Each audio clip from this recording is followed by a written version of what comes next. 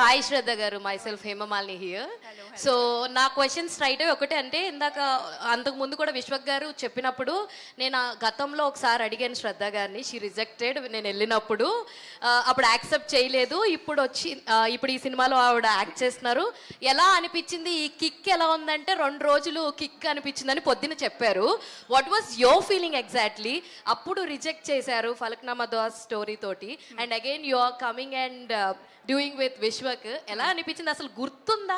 First of all అప్పుడు ఈ పలానా పర్సన్ వచ్చి స్టోరీ చెప్పారన్న విషయం అన్న గుర్తుందా? ఆఫ్ కోర్స్ గుర్తుంది, ఎందుకంటే వీళ్ళ పేరు Vishwak Sen is hard to forget. Yes, okay, and his personality is hard to forget. Even అప్పుడు 2017 అనుకున్నా, చాలా కాన్ఫిడెంట్గా ఒక like this I'm in charge of this script, నాకు I know exactly what I want, అలా ఒక attitude, good attitude, like it's అలా he had come and I was really impressed by all of it.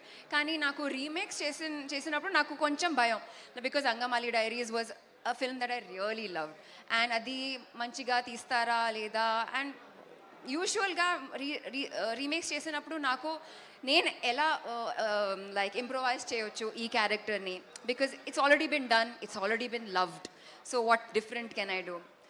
And actually Falaknuma Das తర్వాత ఇంకో 2 సారి I got an opportunity to work with him, అది కూడా work out అవ్వలేదు.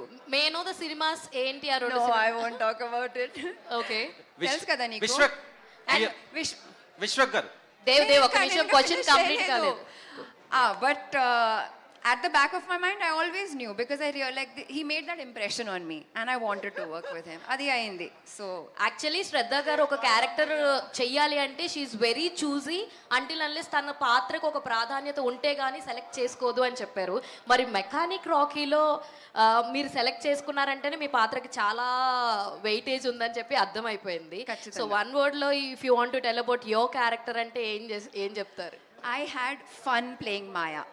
మామూలుగా మేము సినిమా చేసినప్పుడు అంటే జెర్సీలో చూస్తే చాలా ఎమోషనల్, చాలా like emotionally charge role, but ఈ సినిమాలో because it's a romantic comedy I got a different like performance to give, which I'm really happy about. అంతే.